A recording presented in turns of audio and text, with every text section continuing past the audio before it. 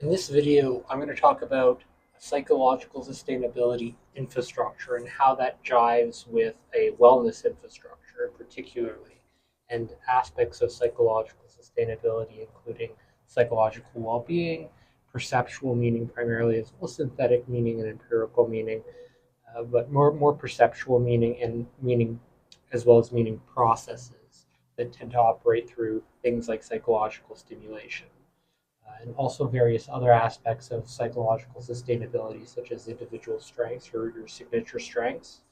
Um, Also, learning processes, all optimal learning, as well as mastery, sense of mastery, and local environmental well-being and local environmental sustainability, which is a component aspect of psychological sustainability rather than something that's independent, and it more pertains to our direct, that's the situated self in relation to local and the surroundings and various situated components through often perception and particularly the self.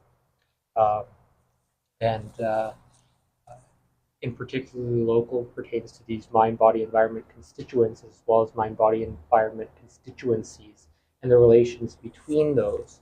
So, for example, perception is situated to various different emotions or feelings, behaviors, cognitions, and actions, or motivations, even. And say let's take something like motivation.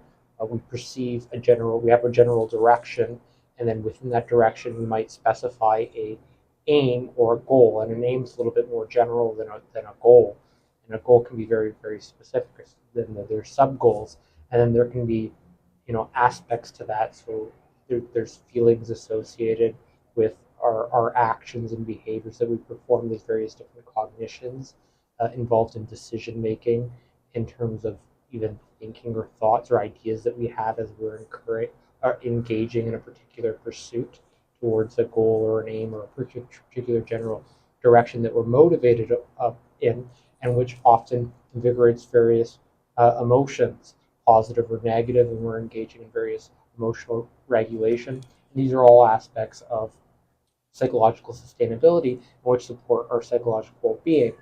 And when we engage in various different perceptions, motivations, emotions, feelings, behaviors, actions, reasoning, even philosophizing, for some individuals, including myself, psychologizing, so it's more of this meta process and thinking more deeply about how our thoughts or ideas or perceptions, our motivations, our emotions, our behaviors, our actions impact our mind and body as well as the environment. Those three are constituted or constituents, and they form constituencies that have this process, and particularly a meaning process that interrelates those and impacts our well-being in various ways.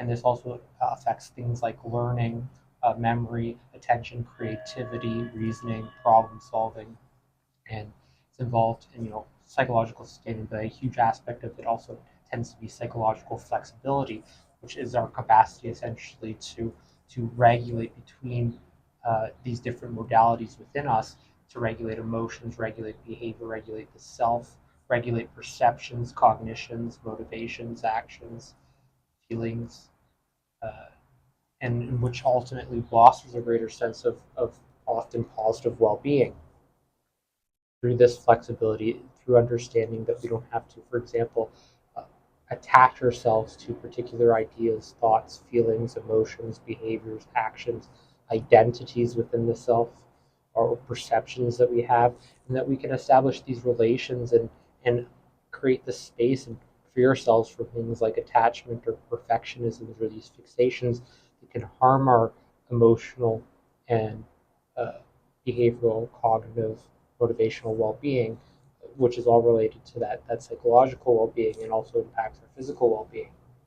And so when we engage in certain behaviors or actions or perceptions or motivations associated with things like, let's say, like you have a fitness goal and then you choose to go out for a walk, your perceptions on that walk, your motivations, your emotions, your feelings, your actions, your behaviors, those all feed into developing this wellness infrastructure that supports your psychological sustainability, often through psychological well being and physical well being.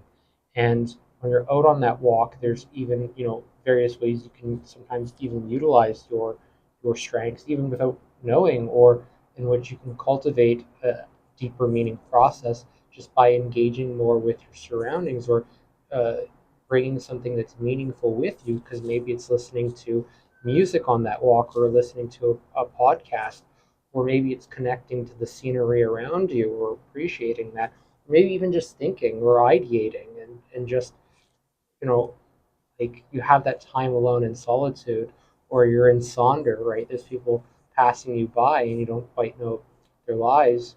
And then in this case, this is distinct from that solitude. It's more cerebral. Sometimes, like I know for myself, I tend to engage more in this cerebral philosophizing that I enjoy during walks, but also I quite like often to take notice of my surroundings and appreciate the unique aspects of where I am, and also sometimes when I revisit a place, just seeing things from a fresh perspective, that can be highly motivating for me. And it often fuels my behaviors, my cognitions, my actions, my feelings, my emotions, my reasoning. It impacts my philosophizing and even psychologizing. I get a lot of inspiration from walks, and often through various forms of psychological stimulation, psychological engagement, and perceptual stimulation, perceptual engagement. But perceptual and psychological stimulation, they're essentially the same thing. It's just the perspective that we're looking at it from. Because perceptual stimulation is directly impacting that psychological stimulation, and it's directly transducing meaning from the environment into a psychophysiological process that relates directly to psychological well-being. And local environmental well-being and local environmental sustainability has more to do with this connection between the mind, body, and environment constituencies directly with our surrounding environment. And this tends to be most obvious when we're using tools or technologies, or directly engaging, locating things in our environment, for example, and we're more present. So we're in the here and now, and there's a sense of acting and operating, perceiving, thinking, feeling, emoting, reasoning within real time too. So within the current moment, and we can even think about the future forecast in real time too. Often when you're planning or you're envisioning the future, that's happening in real time. We tend to forget that. We sometimes think that we're going into the future. We're not going into the future, but we tend to, even on a neurological level, we tend to predict future events. So we're very prospective. And also when we're reflecting, we're not going back to the past. We're bringing back meaning and information from the past to the present moment. The past has already happened. We can't go back there. So we're very much always in the present, perpetually in the present. But that doesn't necessarily mean that the future or the past that isn't, there's no remnants of there, or there's no way of, let's say, accessing it, because we can access it through these media processes and information processes, but it's not necessarily a tangible thing. Um, so there's various behaviors, motivations, perceptions, feelings, emotions, reasoning, even philosophizing, psychologizing. They can help develop this wellness infrastructure, and particularly a psychological, sustainable infrastructure within ourselves, that are often through these component constituencies, or constituents form these constituencies as we engage in these individual level processes such as perception, motivation, emotion, feeling, reasoning, behavior, and then just going into some of those a little bit more deeper, like decision making, that psychological flexibility, ideating, coming up with ideas, um, appreciating your surroundings too, appreciating various forms of art and beauty that can have a sense of meaning, and cultivating that meaning, engaging in the meaning process through psychological stimulation. Um, so that's mostly what I wanted to say about that. And it primarily, again, this involves developing a psychological sustainable infrastructure through that wellness infrastructure. infrastructure through our daily perceptions, motivations, actions, feelings, reasonings, ideas, thoughts, ideations, philosophizing, psychologizing, whatever it is that falls typically in those subcomponents that operate in relation to each other and can form these associations that can have meaningful influences and even causal influences on our well-being and our overall impact us overall in a positive direction. That's all I wanted to say about that. Have a good one.